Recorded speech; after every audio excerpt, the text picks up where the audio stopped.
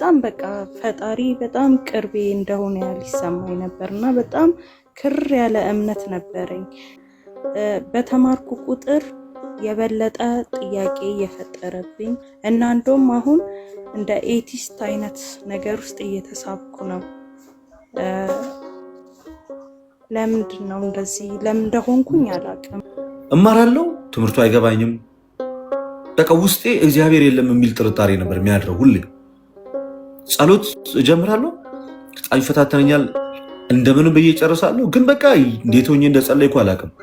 ግን ሁሌ እረፍት የሚነሳኝ ነገር ጭንቅላቴ እግዚአብሔር ፈጣሪ የሚባል ነገር አለመኖሩን ነው። በቃ ደግሞ ደጋግሞ ጭንቅላቴ የሚነግረኝ በጣም ውጥር እስኪል ድረስ አእምሮዬ በቃ ጨንቆኝ እስክጮህ ድረስ በቃ እዚህ ላይ የሚያቃጭልብኝ እግዚአብሔር የለም የሚል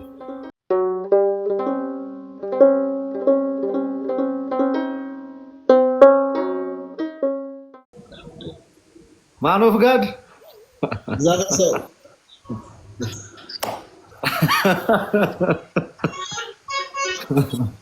እግዚአብሔር ሰው ያረጋችሁትን ስለምታውቅ ወይ ችግር የለውም።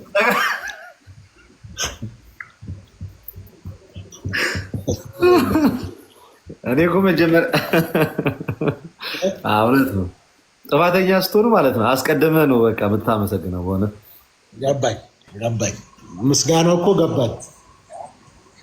ስቱዲዮ ሆነ ነው እንዴ? አሰራር ልዩ ነው። አሁን ስቱዲዮ ነኝ ያለሁት። ያው በዛም ብዬ ቀበለዋለሁ፣ ግን ብድሬ መልሳለሁ። አይ ግዴታ ነው። ስማ እንዴት አለበት ሲያስባን ወይ እግዚአብሔር ይመስገን። እቤቴ ስትመጣ ትጠይቀኛለህ ብለህ ሳቄ ይመጣል ሳይና ተበልጠናል ብዬ እኔ አምኛለሁ። በዚህ ዙር ምን ነው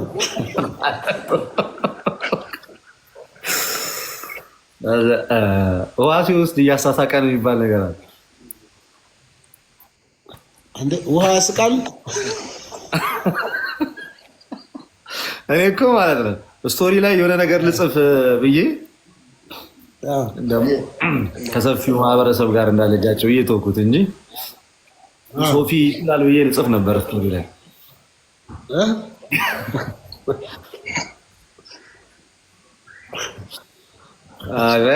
በጣም ጥሩ ላይ ነው ያለው። አገልግሎቱን ይዞልሃል። እውነት እግዚአብሔር ይመስገን። ከጌታ የተነሳ ነው። ምንም ይሄ ከሰው አይደለም። አይ በጣም ቆንጆ ነው። በጣም በቃ ተከታታይ ፖድካስቶች ላይ የምታቀርበው እንትኖች በጣም የተለዩ ናቸው። በእውነት አይ አንድ ቀን ደግሞ መምጣት አለብህ እኮ አንተ ኢየሱስን መስበክ አለብህ። አረ ተሰበከ ከበቂ በላይ እኮ በፖድካስቱ ላይ ተሰበከ።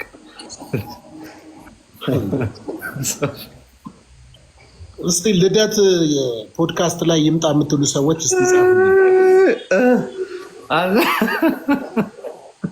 ጻፉልኝ። እስቲ ልደት ጋርም ጻፉ። አይጽፍም እኔ ጋር ለምን እስኪ ኖ ይላል፣ በጭራሽ ይላል። አንድ ልደት ሻ ሁለት እስኪ እንዴት ምክንያት አንተ ጋር ምን እያሉ ነው? ይምጣ ነው እውነት እኔ ጋር ይምጣ ነው የሚሉ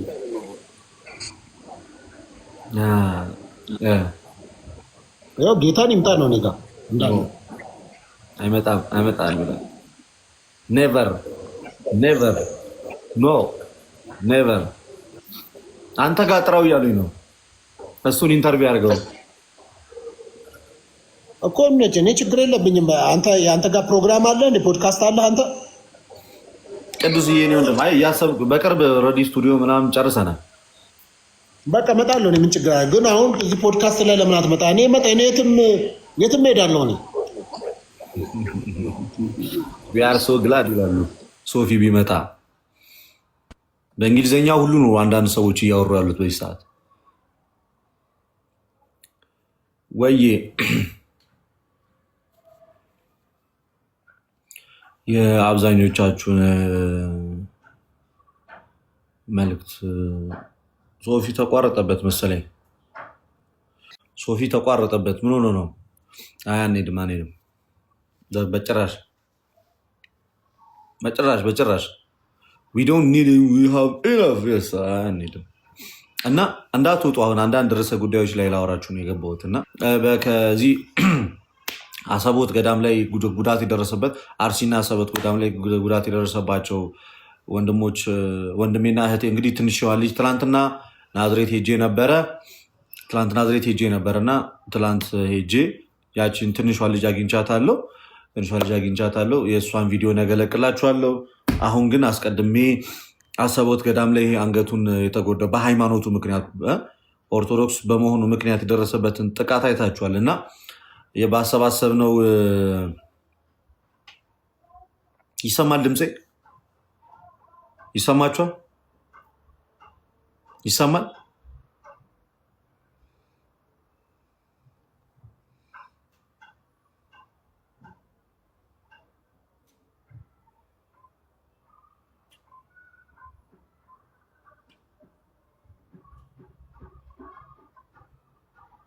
ይሰማችኋል?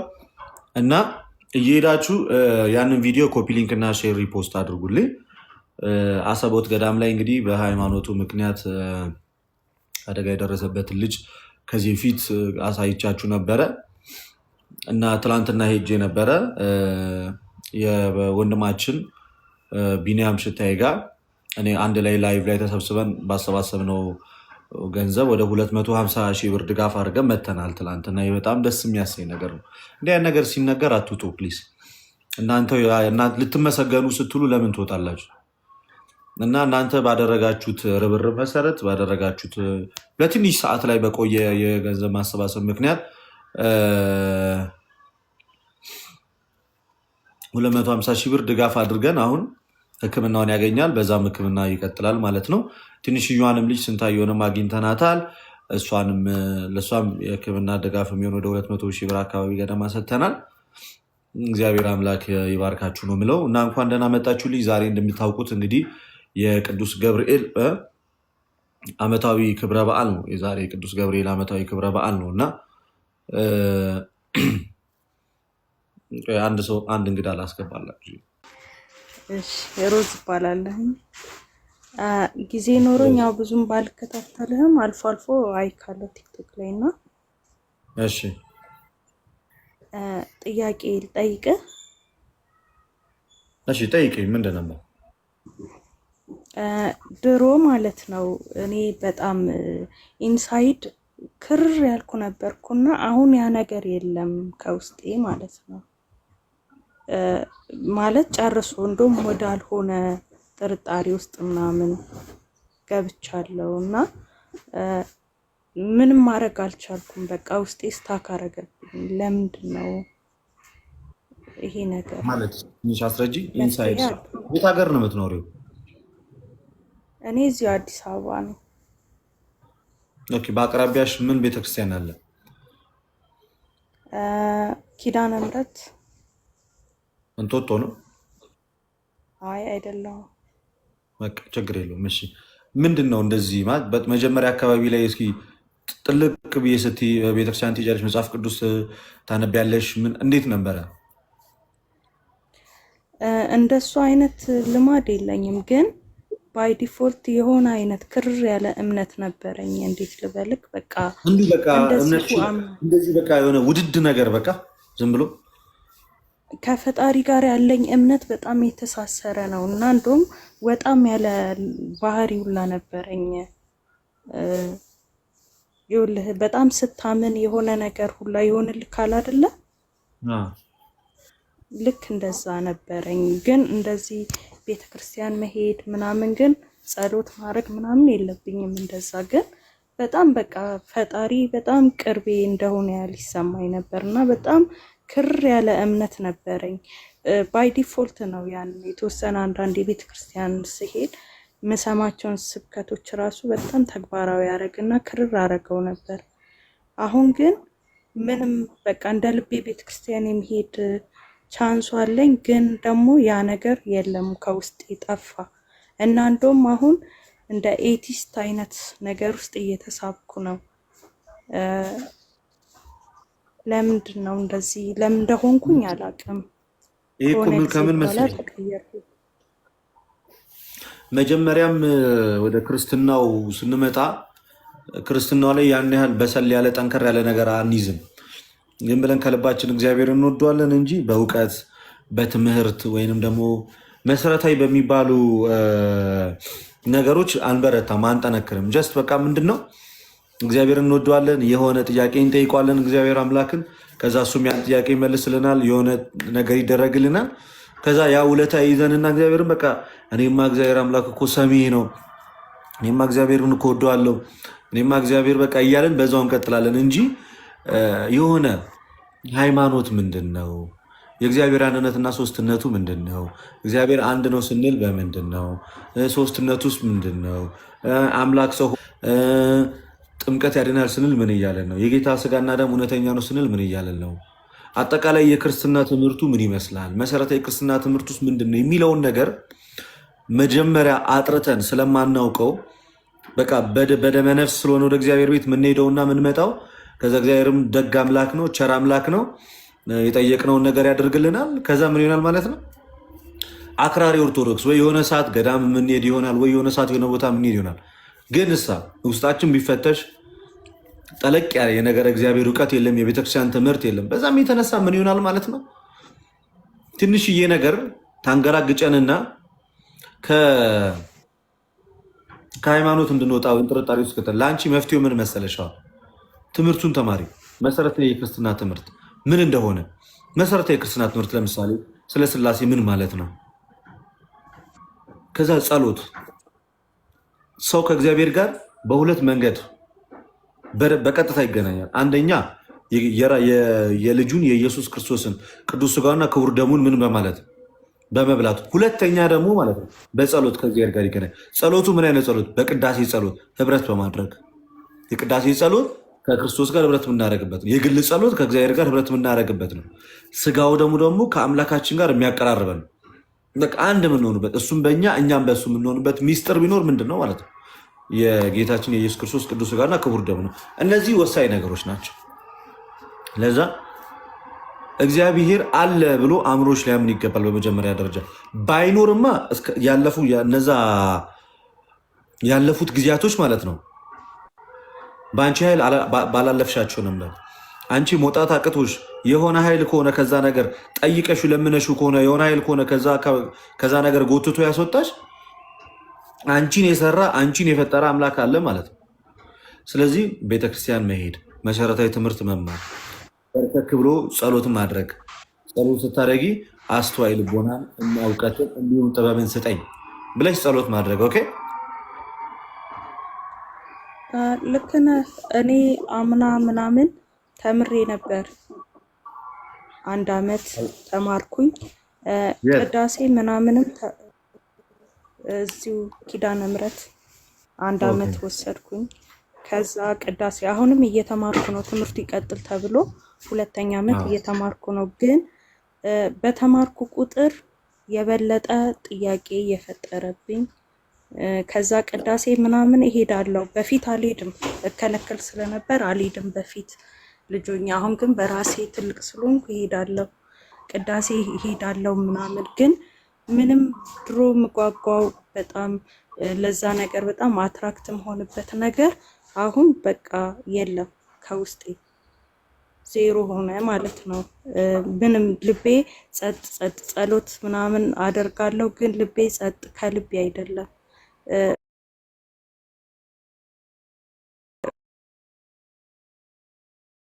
በማንበብ አረጋለሁ፣ የለም።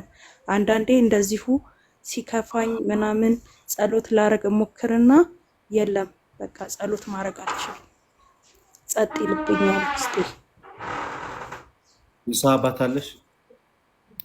አዎ አናግሬያቸው እሳቸው ንስሐ ሰጥተው ነበር።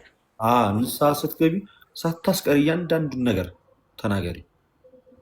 ሁሉንም ነገርኳቸውና እሳቸው ንስሐ ሰጡኝ። ከዛ ሴጣን ነው በቃ ብለው ጸበል ያጠምቁኛል፣ ጸበል ብለው ይሰጡኛል። ያንን እጠጣለሁ ምናምን። ግን 2 አመት ሆነ፣ አዲስ ነገር የለም። እኔ ግን አሁን የሚታየኝ አንቺ ማድረግ አለብሽ ብዬ የማስበው ነገር ምን መሰለሽ? እኔ ከዚህ በፊት የሆንኩት ነገር አለ። እኔ የዩኒቨርሲቲ ያለው አንድ ሚዩት አድርግልኝ ከአንቺ በኩል የዩኒቨርሲቲ ተማሪ ያለውኝ በቃ በተለይ ከዚህ ከ11 እና 12 ጀምሮ ምናምን ያለኝ ህይወት በጣም ነፃ ህይወት ነው። የትኞቹም አይነት ሱሶች ውስጥ ምናምን ነገር ያለ አይነት ማንነት ነው ያለኝ እና ዩኒቨርሲቲ ገባው። ዩኒቨርሲቲ ስገባ አዳማ ነበር የገባሁት መጀመሪያ ላይ። ከዛ በኋላ ነው ከሆነ ጊዜ በኋላ ወደ አርሲ ዩኒቨርሲቲ ወደ አሰላ የመጣሁት እና ምንም በቃ እግዚአብሔር ይኑር። በሰንበት ትምህርት ቤት ነበር መጀመሪያ ያለፍኩት። የሰንበት ትምህርት ቤቱ እውቀቱ አለኝ። ከዛ ከሆነ ሰዓት ጀምሮ ወጥቻለሁ ከቤተክርስቲያን እና ፌቨንሻይ እንዴት ነሽ? ከዛ ወዴት ገባው? በቃ ወደ መጥፎ አይነት ሱሶች ውስጥ ወደዛ ዓለም ውስጥ ገባው። ከዛ እዛ ውስጥ እያለውኝ በቃ በአንድም በሌላም ወደዚህ ወደ ግቢ ጉባኤ ምናምን ጠሩኝ። ወደ ግቢ ጉባኤ ከጠሩኝ በኋላ ወደ ግቢ ጉባኤ ስገባ እማራለሁ፣ ትምህርቱ አይገባኝም። በቃ ውስጤ እግዚአብሔር የለም የሚል ጥርጣሬ ነበር የሚያድረው። ሁሌ ጸሎት እጀምራለሁ፣ በጣም ይፈታተነኛል፣ እንደምንም ብዬ ጨርሳለሁ። ግን በቃ እንዴት ሆኜ እንደጸለይኩ አላውቅም። ግን ሁሌ እረፍት የሚነሳኝ ነገር ጭንቅላቴ እግዚአብሔር ፈጣሪ የሚባል ነገር አለመኖሩን ነው። በቃ ደግሞ ደጋግሞ ጭንቅላቴ የሚነግረኝ በጣም ውጥር እስኪል ድረስ አእምሮ በቃ ጨንቆኝ እስክጮህ ድረስ በቃ እዚህ ላይ የሚያቃጭልብኝ እግዚአብሔር የለም የሚል ወይም ደግሞ ቤተክርስቲያን ሆኜ ጆሮዬ ላይ መጥቶ የሚሰማኝ የእስልምና አዛን ነው። ሌሊት ለኪዳን ሄጄ ማለት ነው የሚሰማኝ የሙስሊሞቹ ድምፅ ነው። እነሱ ሩቅ ሆኖ የሚጮኸው እኔ ጆሮዬ ጋር እንደዚህ ቅርብ ነው። የቤተክርስቲያኑ ድምፅ አይሰማኝም። ቤተክርስቲያን ውስጥ ሆኜ የሚሰማኝ የዚህ ድምፅ ነው። እና በእንደዚህ አይነት ነገሮች እጅግ በጣም ተፈትኜ ነበረ በሰዓቱ ለራሴ ግራ እስኪገባኝ ድረስ እስኪያስጠላኝ ድረስ ለምን ዝም ብዬ አልኖርም? በቃ ፈጣሪ ኖረ አልኖረ ምን አገባኝ ብዬ ግራ እስኪገባኝ ድረስ እና ግን ያደረኩት ነገር ምንድነው? በቃ ተስፋ መቁረጥ አልፈለግኩኝም። ምክንያቱም በልጅነቴ የተማርኳት በልጅነቴ እግዚአብሔር ያደረገልኝ ነገር እሱ ያቺን ልብ አላጣውም። እንዳለ ውስጤ ያውቃል። እሱ እንዳለ ይፈታተነኛል አይምሮን እንጂ እግዚአብሔር እንዳለ ቅዱሳን መላእክቱ እንዳሉ እንደሚረዱኝ እንደሚሰሙኝ ውስጤ ያውቃል። ግን አክሰብት ማድረግ ነው ያልቻለው። ጭንቅላት ያንን ነገር መቀበል አልቻለም። ምን አደረግኩኝ? በጣም በዛብኝ። ሲበዛብኝ ሄድኩኝ ቅዱስ ሚካኤል ጋር። ያው ከኋላ ያለ እዚህ ጋር እንደምታዩት የቅዱስ ሚካኤል የተቀደሰው ስዕል አሰላ ሚካኤል ቤተክርስቲያን ትልቅ ስዕል አለ እንደዚህ የቅዱስ ሚካኤል እና እዛ ጋር ሄድኩኝና በጣም ተቆጣው። በቃ ሰው እንዴት ካቀሙ በላይ እንዲፈተን ታደርጋለህ? እግዚአብሔር አምላክ እንዴት ሰው ሰይጣን የልጆችን አይምሮ በዚህ ልክ እየበከለ እንዲወስድብህ እንዴት ትፈቅዳለህ? እያለ የለም እያስባለ ሲያስጨንቀኝ አንተ የት ነው ያለኸው አልኩት። በቃ እኔ ይህንን ፈተና መቋቋም አልችልም፣ ከአቅሜ በላይ ነው። ያለበለዛ ሁሉን ነገር ትቼ እርግፍ አድርጌ እወጣልሃለሁ፣ እንደ ማንኞቹ የለም ብዬ እኖራለሁ። ሰው እንዴት አንተ ጋር መቆየት እየፈለገ እንደዚህ ትገፋለህ ብዬ በቃ በጣም በእልህ በቁጣ ስሜት የተናገርኩት። ሰው አንተን ይፈልጋል፣ አንተ ከሰው ትርቃለህ። እግዚአብሔር ቅርብ አምላክ አለ ወይ የሚባለው የቅርብ አምላክ አይደለ ወይ? ሲጠጉ ምትቀርብ አይደለ ወይ? እንዴት ሲጠጉ ጭራሽ ትርቃለህ? ጭራሽ እንደዚህ አይነት ነገር እንዴት አእምሮ ይፈጥርብኛል? ቤተክርስቲያን ሆኜ እንዴት የሌላ ቤተ እምነት ድምፅ እሰማለሁ? አጠገብ ቆሜ እንዴት ቤተክርስቲያን አንተ ቤት ቆሜ እንዴት ሰይጣን ይጫወትብኛል? የእጅን ታምራት እየተመለከትኩኝ እንዴት አእምሮ የእግዚአብሔር የለም ብሎ ይቀበል? እኔ ግራ ገብቶ በጣም በእልህ ማለት ነው። እንደዛ ቀንም ጸሎት አድርጌያለሁ። በጣም በቁጣ በጣም በእልህ የሆነ በቃ ይሄ እንዲህ የሆነ ሰውነት እንትን እስኪል ድረስ ማለት ነው። የበፊት ነው የምነግራቸው ከዛሬ 11 12 ዓመት በፊት የነበረ ጉዳይ። በጣም በቁጣ ነው የተናገርኩ። ከዛች ሰከንድ ጀምሮ አእምሮዬ በጣም ነፃ ሆኖ ወጣ። ጸሎቴን ጨርሼ ከዛ ግቢ ስወጣ ቅዱስ ሚካኤል ጋር ነው እንደዛ ያበድኩት። ምን ሆነ? አእምሮዬ ነፃ ሆነ፣ ሰላማዊ ሆንኩ። ከዛ ጠዋት ስነሳ በሰላም እነሳለሁ። ይህ ጆሮ ላይ እግዚአብሔር እኮ የለም ብሎ ግድ የለሽ የሚያደርገኝ መንፈስ ጠፋ።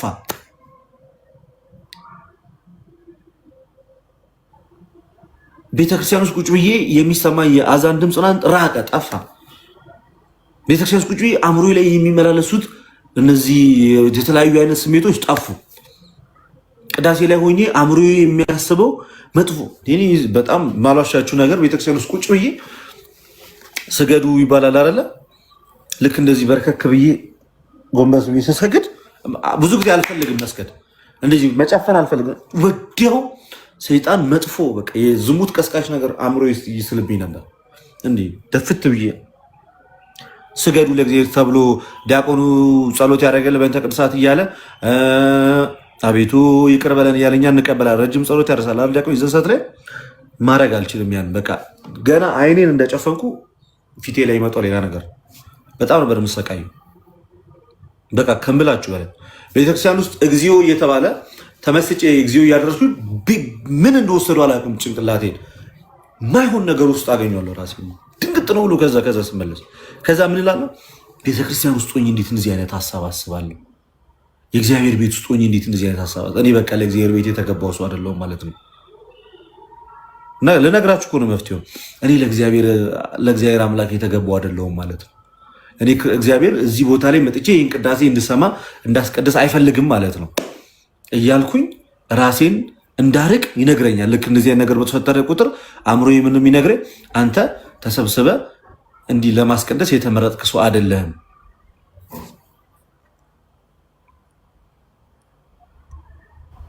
ገብታችሁ እንደዛ እያለ ጭንቅላቴ ውስጥ ይመላለሳል።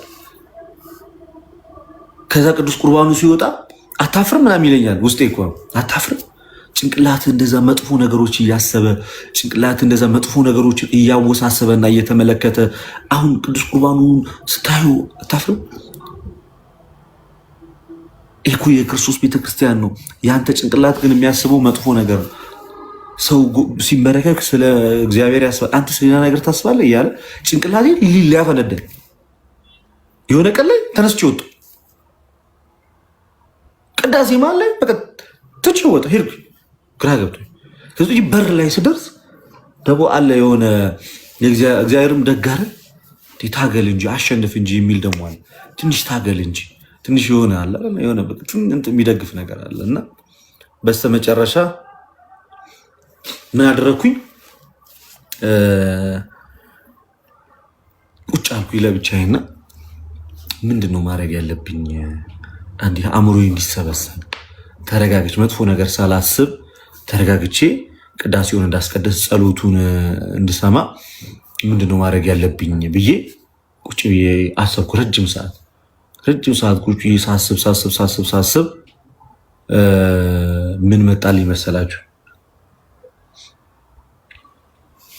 ጸጥታ ቦታ ፈለግኩኝና እስኪ ክርስቶስ ለእኔ የከፈለው መስዋዕትነት ምንድን ነው ያደረገልኝ ብዬ ወዲያው የከፈትኩት ምንድን ነው ግብረ ሕማማት ወይም ደግሞ ስለ ክርስቶስ ኢየሱስ መከራ የሚናገረውን መጽሐፍ ከከፈትኩት እሱ ስከፍት በጣም እያሳዘነኝ መጣ። ክርስቶስ ኢየሱስ የደረሰበት መከራ በጣም አዘንኩ። በቃ ሳላስበው በቃ አምባዬ እንደዚህ ፊቴ ላይ ድቅ አሳዘነኝ በጣም ሳላስበው ፍቅሩ ወደ ውስጥ እየገባ መጣ። ከዛ ቅዳሴን ያኔ ብዙ አላውቀውም ነበር፣ ትርጉሙ ምኑ አይገባኝም ነበርና ምንድን ነው የሚሉት እስኪ ብዬ ማጥናት ጀመርኩ። ከዛ ገባኝ፣ ተረዳሁት። መጨረሻ ላይ ልክ የክርስቶስ ኢየሱስ ፍቅር ውስጤ በጣም ውስጤ አሳዘነኝ። ፊቴ ላይ ድቅን የሚለው መከራው ምናምን በቃ ለእኔ የከፈለው መስዋዕትነት እንዴት እንዳቆመኝ እንዴት ይቅር እንዳለኝ ምናምን። ከዚህ የእመቤታችን ፍቅር የቅዱሳኑ ፍቅር በቃ እነሱን ብቻ ማሰብ ጀመረ አእምሮዬ። በቃ ስለነሱ ማሰብ ማውራት መጽሐፍ በቃ የምጽፈው ስለ እመቤታችን ወይ ስለ እግዚአብሔር ነው ወይ ስለ ቅዱስ ሚካኤል ነው አእምሮ የሚያስበው በቃ ያንን ብቻ በቃ በዛ ነገር እንዲወጠር አደረግኩት ጭንቅላቴ። ከዛ እሑድ ዕለት ሄድኩኝ ቅዳሴ በሌሊት ሄድኩኝና ኪዳን አደረስን። ኪዳን ካደረስን በኋላ ኪዳን ሳደርስ ዕጣኑ ምኑ በቃ ነበረና በጣም ደስ አለኝ። በቃ ውስጡ ተረጋጋ ምናምን። ልክ ቅዳሴ ሲቀደስ እኔ አእምሮዬ ምን ማሰብ ጀመረ? ይሄኔ እኮ በቅዳሴው ላይ ይሄኔ እኮ ሀገር ቅዱሳን መላእክት ምናምን ነው የሚገኙት ማለት ብሎ ማሰብ ጀመረ ጭንቅላቴ። የሀገር ቅዱሳን መላእክት እና እኛ በቃ ከነሱ አናያቸውም ግን ያዩናል ምናምን፣ እኛ አንሰማቸውም ግን እኮ እነሱ እኛን ይሰማሉ። አሁን በዚህ ውስጥ ጌታ ኢየሱስ ክርስቶስም እኮ መሀል ላይ ይገኛል አይደለ? የእሱ ስጋና ደም አይደል? እሱም ይኖራል። እመቤታችን ደግሞ ልጇ ባለበት እኮ እሷም ትኖራለች። በቃ ስለዚህ መላእክት ባሉበት ዓለም ውስጥ ያለ ነው ምናምን እያልኩኝ ውስጥ ጥሩ ነገርና ስገዱ ምናምን ሲባል እኔ አላየውም፣ እሱ ያየኛል። ግን እግሩ ስር እኮ ነው እኮ ድፍት ብዬ እየሰገድኩ ያለሁት ምናምን እያለ አእምሮ ሳስ በቃ በዛ ፍቅር ስክር ያለ ሳላስበው ቅዳሴው ያልቃል። አእምሮ እንደተመሰጥኩኝ ያልቃል። ከዛ ጸሎት ሳደርስ ደግሞ ሞር ጸሎት የማደርሰው እንትን ነው። ዩኒቨርሲቲ ሆኜ አሁን እንደዛ አይነት ጉብዝና የለኝም፣ ግን የማደርሰው ጸሎት ምን አይነት ጸሎት ነበረ መሰላችሁ? ውዳሴ አምላክ የሚባል ጸሎት አለ። ታውቁታላችሁ? ውዳሴ አምላክ የሚባለውን ጸሎት ታውቁታላችሁ? ውዳሴ አምላክ የሚባለውን ጸሎት እስኪ የሚያውቀው ሰው ውዳሴ አምላክ የሚባለውን ጸሎት ልክ ውዳሴ ማርያም እንደሚባለው ውዳሴ አምላክ የሚባለውን ጸሎት የሚያውቀው ሰው እስኪ ውዳሴ አምላክ አንባችሁታል? እሱን ጸሎት የቅዳሜውን አንባችሁታል? ቅዳሜው ላይ ያለው የውዳሴ አምላክ ጸሎት ቆይ አንዴ ላሳያችሁ። ልኬን ይነግረኛል እና ደስ ይለኛል። በቃ እንድመሰጥ እኔ ኃጢአቴን ደጋግሞ የሚነግረኝን ነገር ትኩረት እሰጠዋል። አሁን ብዙ ጊዜ የአባ ገብረ ኪዳንን ትምህርቶች ምናምን ሲመጡ ወዲያው ማሳለፋቸው ስለሚነግሩኝ ነው እና እኔ ከሰማው ቆማለሁ፣ ቀጥ ብዬ ነው ቆመው እና እንደዛ በቃ ይሆናል አይደል? በጣም ጸጸቱ እንዳይጎዳኝ እየፈራው አሳልፋለሁ። አንዳንዴ ልክ አይደለም እኮ።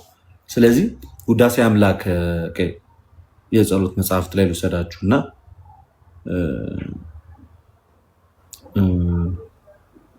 እንታለ ነበር። አንዴ ጠብቁኝ። የጸሎት መጽሐፍት ውዳሴ አምላክ ውዳሴ አምላክ የቅዳሜው በጣም ልቤን ይነካል።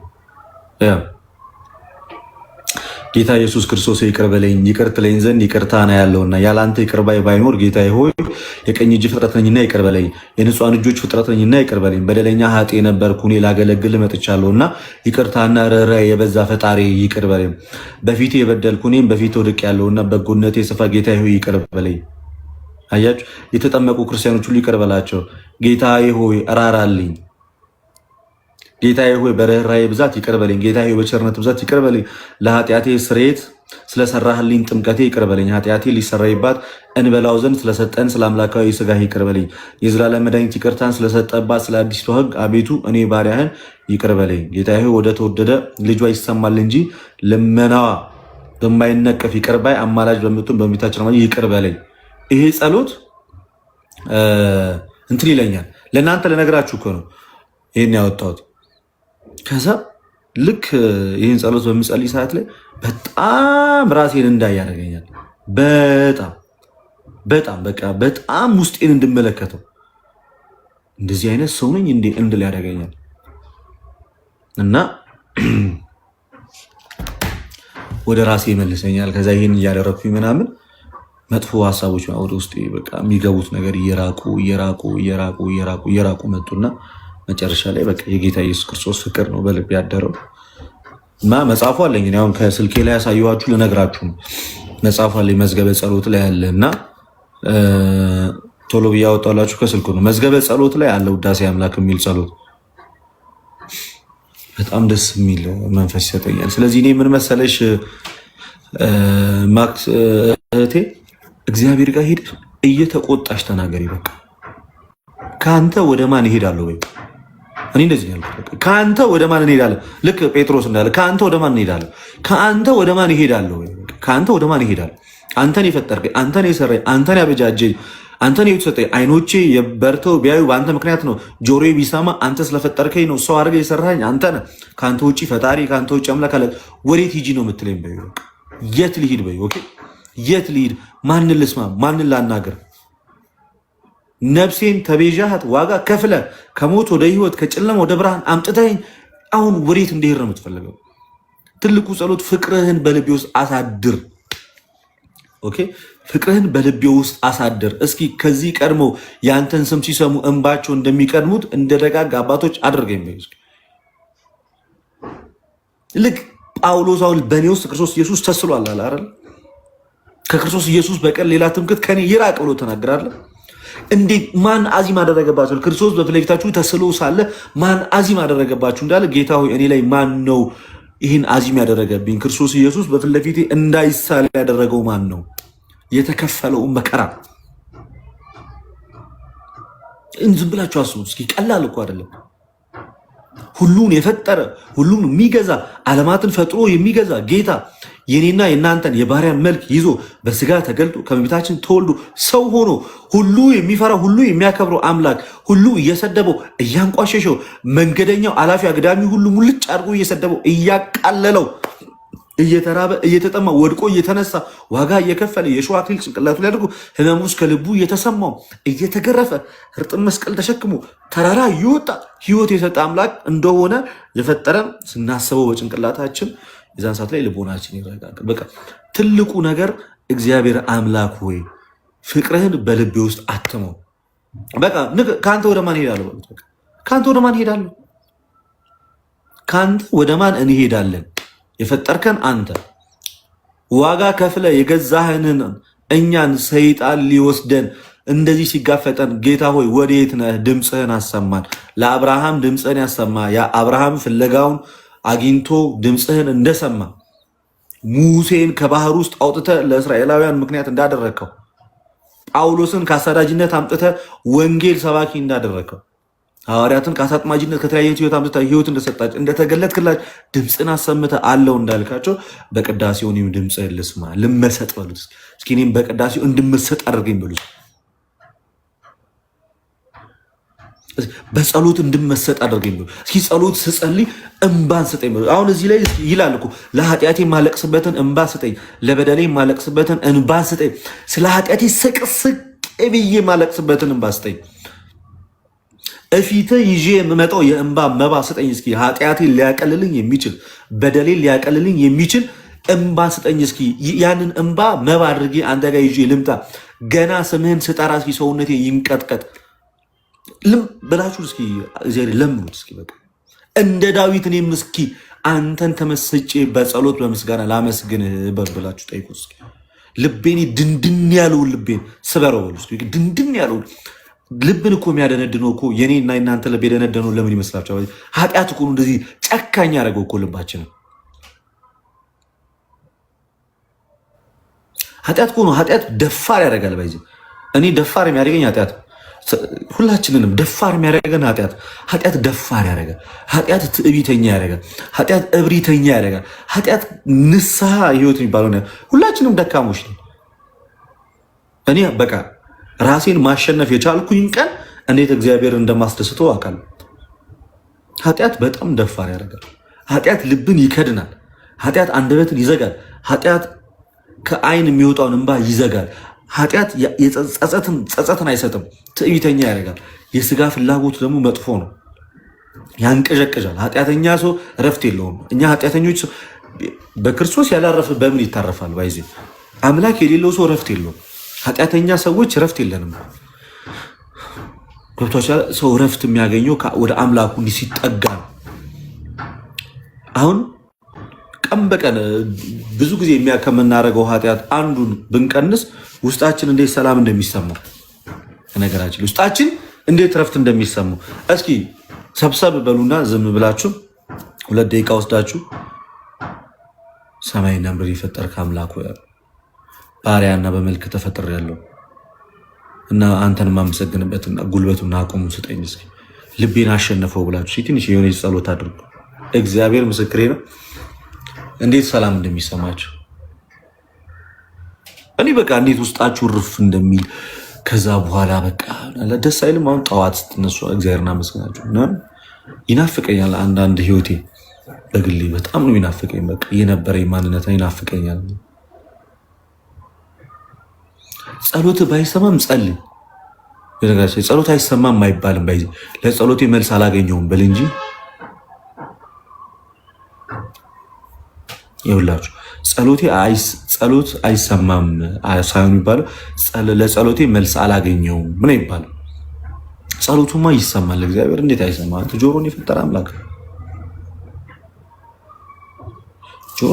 እንዴት አይሰማም? እና የጥርጣሬ መንፈስ ደግሞ በጣም ክፉ ነው። የጥርጣሬ መንፈስ በጣም ክፉ ስለሆነ ይህንን የጥርጣሬ መንፈስ ከልቦናዬ ላይ ነቅለ በቃ አውጣልኝ ብላችሁ ጸሎት ስታደርጉ የዛን ሰዓት ላይ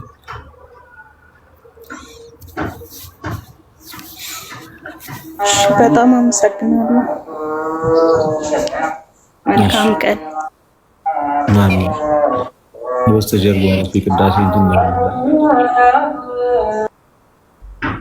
ከበስተጀርባ ራሱ ማብራት ጠፋ። ጋይስ እኔ ጋር ምን መሰላችሁ? አሁን እዚህ ጋር አብዛኛው ወጣት ይህን በደንብ እንድትሰሙ ይፈልጋል። አብዛኛው ወጣት በእኛ እድሜም ሆነ ከእኛም አነስ ባለ እድሜ ላይ ያለ ወጣት የሚጠቃበት ወንድም ሆነ ሴት የሚጠቁበት አንድ መሰረታዊ ነገር አለ። ያ ምንድን ነው? ከ15 ዓመት ጀምሮ ሊሆን ይችላል። አብዛኞቹ ወጣቶች ይሄ በግል ወሲብ ወይንም ደግሞ ራስን በራስ በማስደሰት አብዛኛው ወጣት ወንድም ሴትም በዚህ ነገር ይጠቃል እና ይህንን ነገር አዶናይ ወንድማችን አዶናይ ከዚህ ፊት እሱ የተናገረበት መንገድ በጣም ፊት ለፊት ስለሆነ ብዙ ሰዎችን የሆነ በቃ ባለመድነው አይነት መንገድ በጣም ወጣ ባለ መንገድ ምናምን ስለተናገረ ብዙ ሰዎች ኮንፊውዝ ሆነው በጣም እንትን ሲሉ ነበረ፣ ሲወዛገቡ ነበር። ችግሩ በጣም ስር የሰደደ ችግር ነው።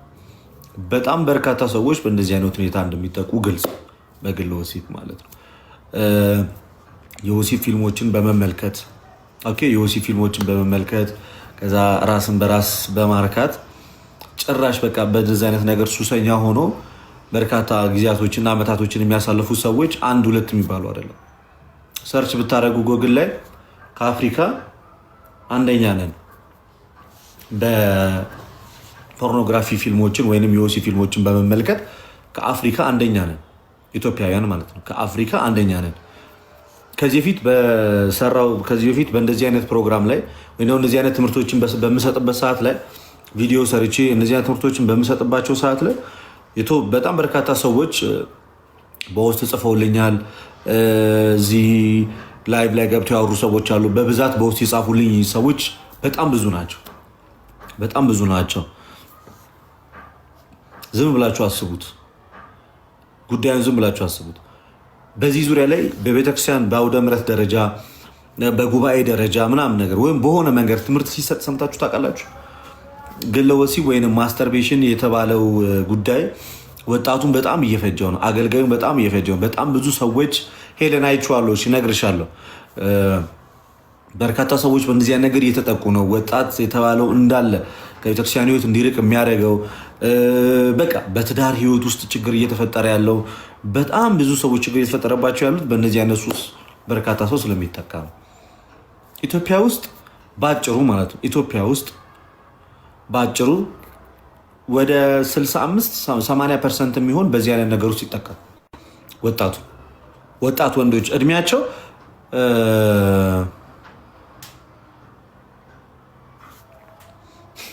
የት ቆጥረው ነው አንደኛ ያደረጉን? ተደብቄ ሻወር ቤት አይደለም እንደማደርገው ይላል። በጣም ብዙ ሰው ከዚህ ሱስ መላቀቅ አይችልም እና በጣም የምነግራችሁ ነገር ማለት ነው በርካታ ሰው ማለት ነው አሁን ላይ እስኪ በጣም ብዙ ወጣቶችን ሱስ ሆኖባቸው እየጎዳ ያለ ነገር ምንድን ነው? በጣም ብዙ ሰውን በዚህ ሰዓት ላይ ሱስ ሆኖ ወጣቱ መላቀቅ አቅቶት በግልጽ ማውራት አቅቶት ኮንፊደንሱን አጥቶ ዲፕሬሽን ውስጥ እየገባ ይሄ የማስኩሊኒዝም የወንድነት ስሜቱን ሉዝ እያደረገ እየተሰቃየ የሚኖሩ በብዛት በዚህ ሰዓት በየትኛው ሱስ ይመስላችኋል? እውነት ግልጽ ስናወራ በየትኛው ሱስ ይመስላችኋል? በየትኛው ሱስ ይመስላችኋል? እውነቱን ለመናገር ለብቻው የሚውለው ዲፕሬሽን ውስጥ የሚገባው ሰውነቱ ድክም የሚለው ጠንካራ የማይሆነው ጉልበተኛ የማይሆነው ፈሪ ሆኖ የሚቀረው ራሱን ለማጥፋት የሚመኘው በምን አይነት ሱስ ውስጥ ተጠምዶ ይመስላችኋል? አብዛኛው ወጣት በዚህ ሰዓት ላይ ግልጹን ስናወራ ግለ ወሲብ በሚባለው ጉዳይ ተጠምዶ ነው በጣም በርካታ ወጣት የሚውለው የሚያድረው። ለዚህ ነገር ደግሞ ዋነኛ ምክንያቶች ለወንድም ለሴትም እኮ ነው። ለዚህ ነገር ዋነኛ ምክንያት ደግሞ ፖርኖግራፊ ሳይቶች ወይንም ደግሞ የወሲብ ፊልሞች ናቸው። በቀላሉ እነሱን ከጎግል ላይ ይገኛሉ። እሱን እያየ ይውላል። አእምሮ ይደነዝዛል። ራሱን በራሱ ያስደስታል። ከዛም በኋላ ምንን ያጣል መሰላችሁ? በራስ መተማመኑን ያጣል። ጭንቀት ውስጥ ይገባል። የበታችነት ስሜት ይሰማዋል። የወንድነት ስሜቱ እየቀነሰ ይመጣል። አግብቶ የመኖር ፍላጎቱ ይቀንሳል። በተፈጥሮ ሊያገኝ የሚችለውን ደስታ በእንደዚህ አይነት መንገድ ስለሚያገኝ ሁልጊዜም በበታችነት ስሜት ውስጥ ታጥሮ ይቀራል ማለት። ሁሌም በበታችነት ስሜት ውስጥ ታጥሮ ይቀራል። ያሸንፋለሁ እችላለሁ ማለት አይችልም። በሽተኛ ነው የሚሆነው። ጠንካራ ወንድ አይሆንም። ዝልፍልፍ ወንድ ነው። ደንጋጣ ሰው ያደርገዋል። የምሬ ነው። እዚህ ነገር ላይ ትኩረት ተሰጥቶበት ካልተሰራ በጣም በርካታ ወጣት ሉዝ እያደረግን እንደሆነ ልታውቁት ይገባል። በጣም በርካታ ወጣት አንድ ሁለት ሳይሆን በቁጥር በርከት ያሉ ከረንትሊ በቃ ኃይለኛ ሱስ የሚባለው ይሄ ነው። ወንዶች ብቻ እኮ አይደለም በእነዚያ ነገር የሚጠቁት እኮ ሴቶችም ጭምር ናቸው። ወንዶች ብቻ አይደለም ሴቶች። አብዛኛው በትዳር ውስጥ እንግዲህ እንደምታውቁት አብዛኛው ጊዜ በትዳር ውስጥ የሚደረግ ፍቺ በምን አይነት ምክንያት የሚመጣ ይመስላችኋል? ትልቁ በትዳር ውስጥ ፍቺ አንደኛ ወንድ ልጅ በሴት ልጅ ላይ ቺት ሲያደርግባት ወይንም ደግሞ ሲያመነዝርባት፣ ይሄ እንግዲህ ምንም ድርድር የሌለው ነገር ነው። ይለያያሉ። ግን እንደዚህ አይነት ነገሮች ሳይኖሩ እየተዋደዱ እየተፋቀሩ ግን ትዳራቸው በጣም የሚቀዘቅዘው በምን ምክንያት እንደሆነ ታውቃላችሁ? በግንኙነት ምክንያት እና በዚህ ነገር አለመጣጣም ትዳርን ይረብሻል። በጣም ትዳርን ይረብሻል። እና ደግሞ እኛ ጋር በግልጽ የማውራት ፕሮባቢሊቲያችን የቀነሰ ስለሆነ በእነዚህ አይነት ዙሪያ ላይ በግልጽ የሚያወራ አካልም ስለሌለ የትዳር አማካሪዎችም ብዙ ቢኖሩም ባልና ሚስት በግልጽ የማውራታቸው ነገራቸው በጣም የቀነሰ ስለሆነ ምን ይሆናል ማለት ነው? ትዳራቸው እየቀዘቀዘ ይመጣል። ይህ በጣም ትክክለኛ ታሪክ ነው የምነግራቸው። ቀጠል ሲል ባልና ሚስት በራሷ ማለት ነው ከባሏ ጋር በምትፈጽመው ፍቃድ ደስተኛ ባለመሆኗ ምክንያት ራሷን በራሷ ትዳሩ ከሚበተንና ትዳሩ ከሚፈርስ በሚል ምክንያት ራሷን በራሷ ወደ ማስደሰት ደረጃ ትሄዳለች። ይሄ ግሎሲ ይባላል። ይሄ በጣም ግብረ አውናን ይሉታል በመጽሐፍ ቅዱሳዊ አጠራር፣ በቤተክርስቲያን አጠራር ግብረ አውናን ወይም የአውናን ግብር። አውናን የሚባለው ሰው ነበረ ዘሩ ለመጀመሪያ ጊዜ ምድር። በጣም በርካታ ሴቶች አሉ በዚህ አይነት ነገር ውስጥ የሚጠቁ ደፍረው ከማንም ጋር ማውራት ስለማይችሉ፣ ከማንም ጋር መነጋገር ስለማይችሉ፣ ስሜታቸው ሄዶ ማንም ጋር ማውራት አይችል። ለብዙዎቻችሁ አዲስ ነው አይደል? ስንቱ እንደሚሰቃይበትና እንደሚያለቅስበት አታውቁም። የመጀመሪያው መፍትሄ ማለት ነው ለእንደዚህ አይነት ነገር የመጀመሪያው መፍትሄ በራስ መተማመን። በቃ በራስሽ እመኝ፣ በራስህ እመን፣ በራስህ እመን። ምን ብለህ ታምናለህ መሰል? ጠንካራ እንደሆንክ፣ ልትቆጣጠረው የማትችለው መጥፎ ነገር በውስጥ እንደሌለ፣ ልታሸንፍ እንደምትችል፣ ኦኬ ማሸነፍ እንደምትችል።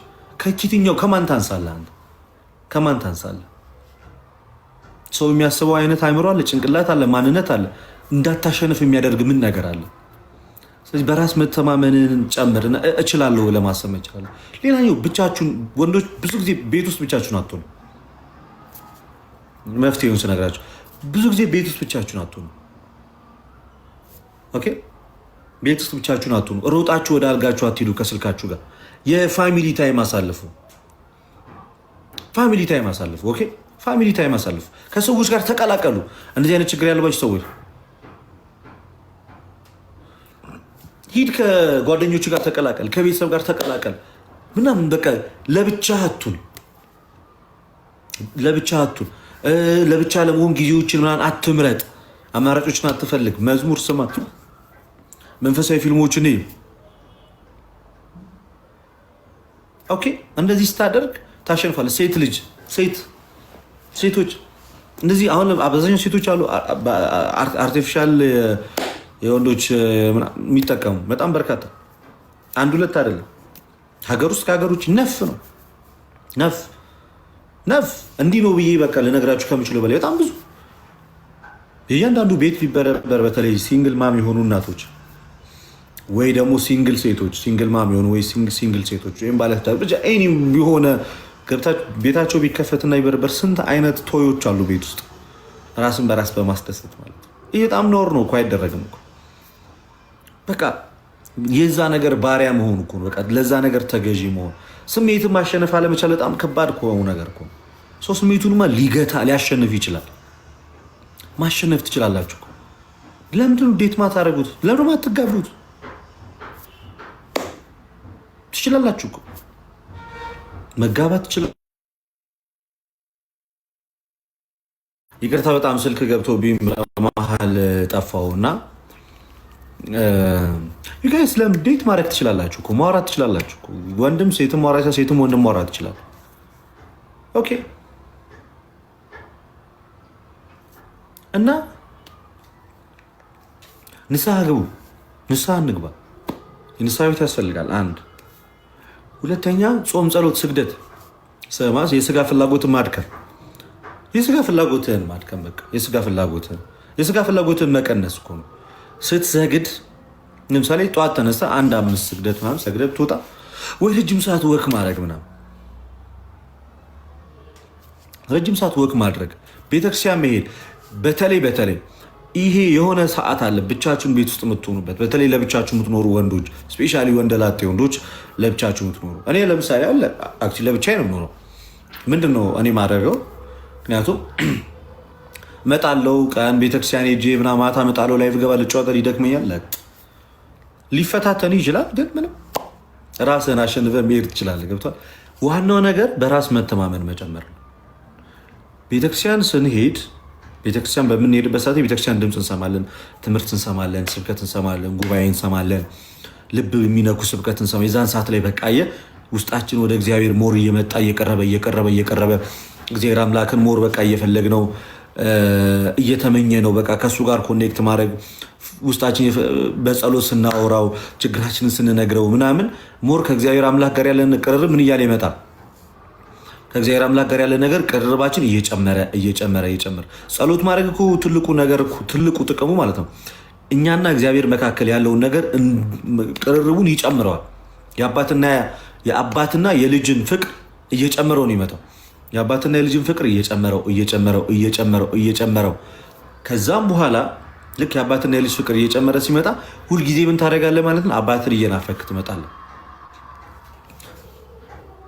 አባትን እየናፈክ ትመጣለህ። የዛን ሰዓት ላይ ከእንደዚህ ያለ ነገር እየተላቀክ ትመጣለህ። ሌላኛው በጭራሽ ስልካችሁ ላይ ምንም አይነት የዮሴፍ ፊልም አይኑር ወንዶች፣ ጭራሽ በቃ ለምን ይኖራል? ምን ያደርግልሃል? እና ደግሞ እያንዳንዱን ሳይት ብሎክ አድርገው። እሱ እኮ ነው ወደ ግለ ወሲብ የሚስብ ወደ ማስተርቤሽን የሚስብ ስልክ ላይ ዳውንሎድ አድርጋ ያስቀመጥከው አስጭና ያስቀመጥከው ያንን በዛ ውስጥ ነው በቃ ጭንቅላት የሚታጠረው። ከፍተህ የምታየው እሱን ነው። አእምሮ የሚያስበው እሱን ነው። ጭንቅላት የሚያስበው እሱን ነው። ይቆጣጠራል። ከዛ ውጭ ደስታ ያለ አይመስልህም። ከዛ ውጭ በቃ የምትችል አይመስልህም። ኦኬ የምትችል አይመስልህም። በቃ አግብተህ ምናምን በህጋዊ መንገድ ግንኙነት ማድረግ የምችል አይመስልህም። በቃ ሁሌ ጭንቅላት የሚታጠረው በእንደዚህ አይነት ነገር በጣም ኢትዮጵያ አንደኛ ሆናለች ከአፍሪካ ብያቸዋለሁ። በፖርኖግራፊክ ሳይት ሰርች በማድረግ በማየት ማለት ነው አንደኛ ነው። እና ዝጉት እሱን ነገር በቃ ኮምፕሊት ትዘጋዋለህ ማለት ነው። ኦኬ ይህን ስትዘጋው ፋይናሊ ወዴት ትመጣለህ ማለት ነው? ከራስ ጋር ንግግር ይሆናል። በቃ ለራስ ጊዜ መስል ከራስ ጋር ንግግር። ልክ እንደዚህ ያለ ነገር አእምሮ ሲመጣ ጥለህ መውጣት፣ ከቤት መውጣት ኖ በቃ ይልክ ኖ ላጥ ትተህ መውጣት። ከፈለግ ድንጋይ ላይ ሄደህ ቁጭ በል ፀሐይ ላይ ከማታውቁ ሰው ስፖርት ስራ፣ ኳስ ተጫወት።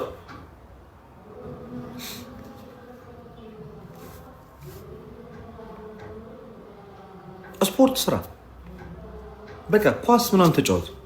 ሰውነትን አድከመው።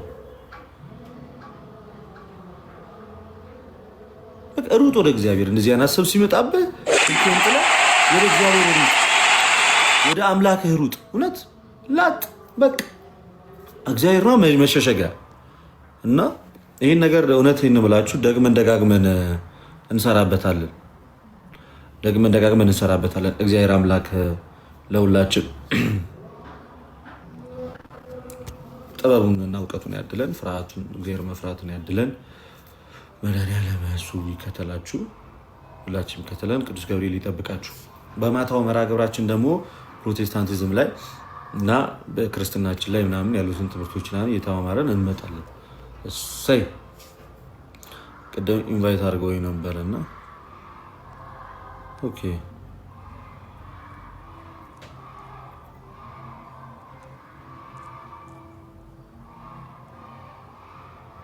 ሌላ ጥያቄ ያላችሁ ሰዎች አላችሁ? የሆነ መሰረታዊ ጥያቄ ያላችሁ ሰዎች ካላችሁ ከእናንተ ጋር ትንሽ መሰረታዊ ጥያቄ ያላችሁ ሰዎች ማታ ነው ላይቭ ደስ የሚለው። ጥያቄ ያላችሁ ሰዎች ካላችሁ ጥያቄ ልጠይቁ እንችላላችሁ።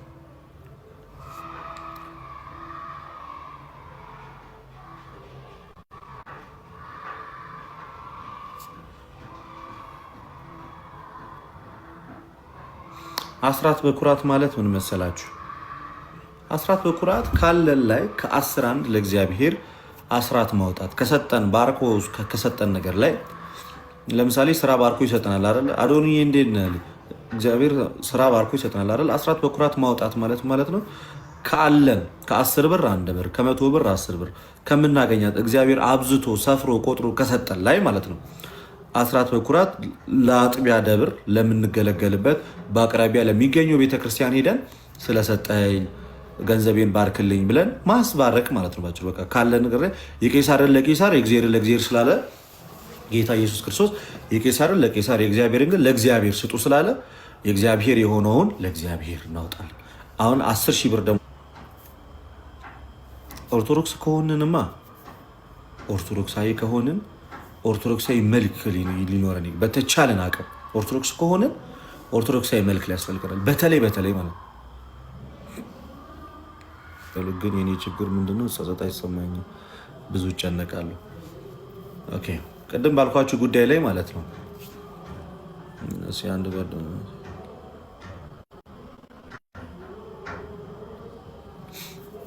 ቅድም ባልኳችሁ ጉዳይ ላይ ሰፋ ያለ ምክክር እናደርግበታለን። ኦኬ ትችያለሽ? አዎ ሙዳይ ላይ ሄዶ ማስገባት ይቻላል። ብቻ ቤተክርስቲያን ይሁን እንጂ ሄዶ ማስገባት ይቻላል። ሌላኛው አዎ ይቻላል። ቅድም እየነገርኳችሁ ምንድነው የረሳሁት ነገር እነግራችኋለሁ ብዬ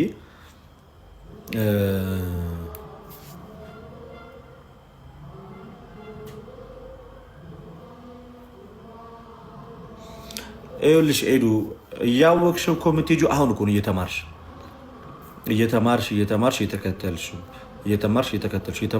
እግዚአብሔርንማ እኮ ማለት ነው ጠንቅቀን አውቀን ስርዓተ ቤተክርስቲያንን ሙሉ ለሙሉ አውቀን ጠንቅቀን ሁሉ ነገር ጨርሰን ወደ እግዚአብሔር መቅረብ እንችላለን። እንዴ እየታከመን እኮ ነው። እኛ በሽተኞች ነን። አካሚያችን መድኃኒዓለም ነው አይደል?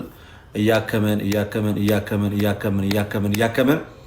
ነው ከፍ እያለ የምንሄደው እግዚአብሔርን ወደ መምሰል ደረጃ የምንሄደው ማለት ነው። በሂደት ነው እኮ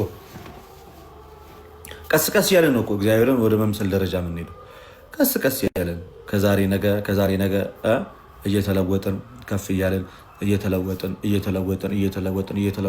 ነው ወደዛ ደረጃ የምንደርሰው እንጂ በአንዴማ እዛ ላይ መድረስ አንችልም።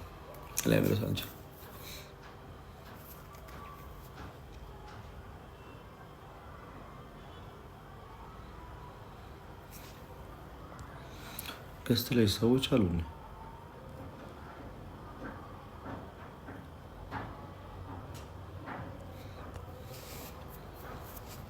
እሺ ገብታችሁ ኮመንት ገብታችሁ መጠየቅ ካልቻላችሁ እዚሁ ላይ አስቀምጡልኝ፣ መልሱላችሁ።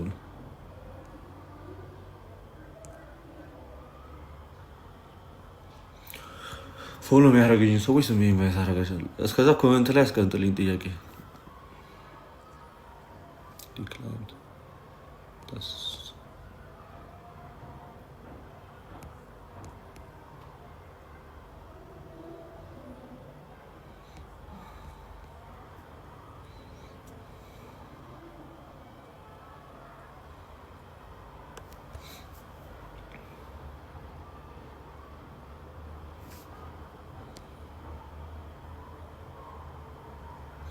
እሺ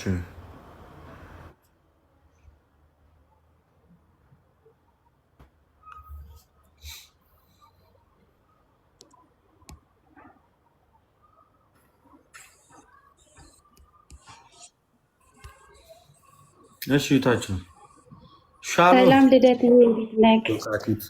እንዴት ነሽ? ሰላም ነው፣ እግዚአብሔር ይመስገን። ልደት በጣም ነው የምወድክ፣ በጣም ነው የማከብርክ።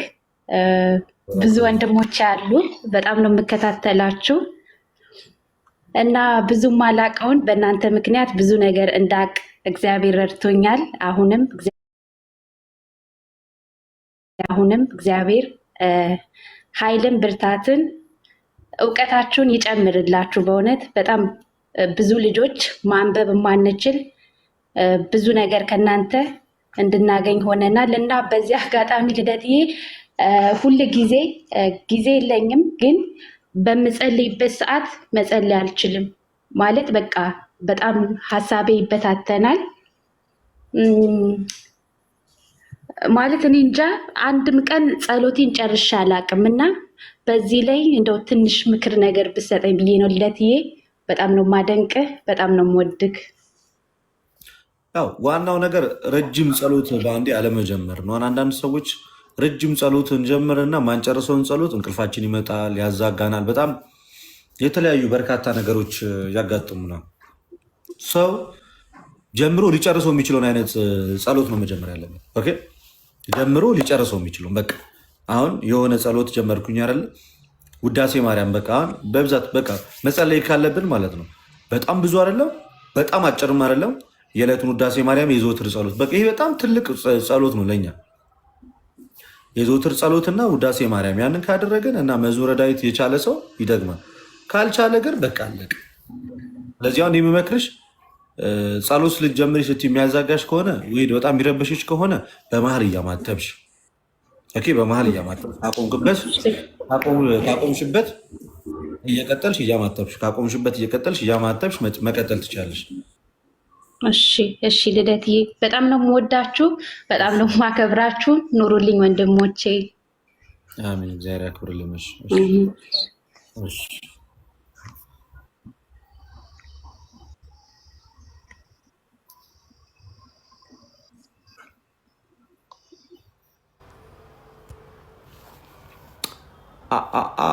ዮሐና ጠፋ ሰው ኖ ግስት